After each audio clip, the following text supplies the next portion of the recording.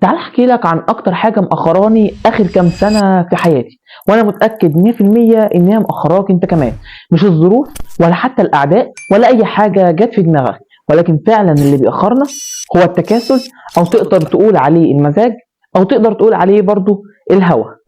ومن يأمنك يا دنيا الدواء تدوسين المصاحب في التراب.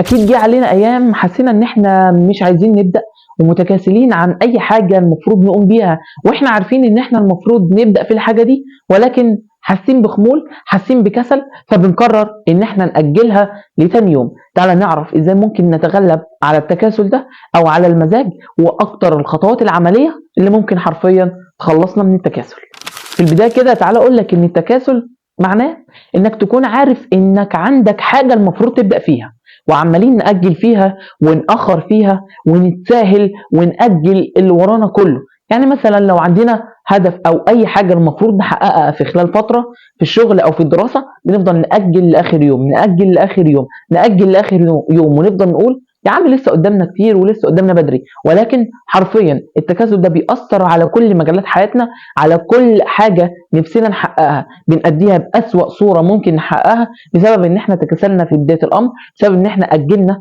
وقلنا ان احنا لسه قدامنا وقت كتير ممكن نخلص فيه الحاجة. وده معنى التكاسل او المزاج او حتى الهوى.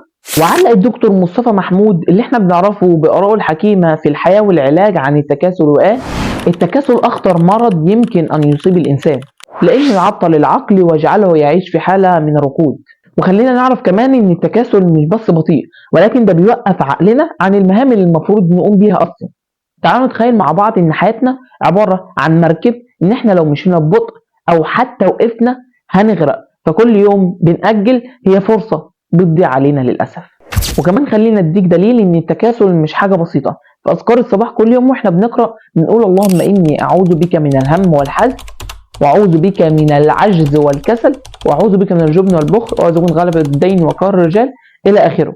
فده معناه ان حتى الاسلام حذرنا من التكاسل، وكمان الاسلام بيأمرنا ان احنا كل يوم نقوم بحركه ونقوم بنشاط، لان كل يوم حرفيا بنضيع فرصه من ايدينا. هو كل يوم بيبعدنا عن الحاجه اللي احنا نفسنا نوصل لها. ماشي يا سيدي، وبعد الكلام الجميل ده كله ما احنا عايزين حل للتكاسل. تعالى يا عم مش هبخل عليك ب3 خطوات ممكن نحل التكاسل ده. اول خطوة ان احنا هنعترف بالتكاسل، هنعترف ان احنا مأجلين حاجة ومأخرين حاجة، وما نحاولش نهرب من الحقيقة. تاني حاجة، هنقسم الخطوات الكبيرة او المهمات الكبيرة جدا لحاجات بسيطة وحاجات صغيرة.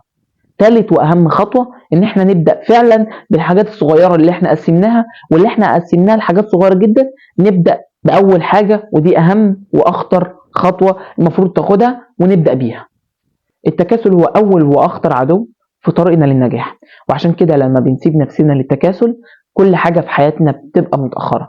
وعشان كده اهم خطوه ان احنا نبدا نقف، نبص ونتحرك، ولو كل يوم بخطوه صغيره هتقربنا من هدفنا. ولحد هنا اتمنى يكون الفيديو فوقنا وبدأنا نفهم ان التكاسل مأخرنا عن حاجات كتير في حياتنا، ونبدأ نتحرك ولو بخطوات بسيطة لطريقنا للنجاح. ولو عجبك الفيديو ما تنساش تشترك في القناة، ما تنساش تعمل لايك، ما تنساش تقول لي رأيك واتكلم عن ايه في الفيديوهات الجاية. سلام.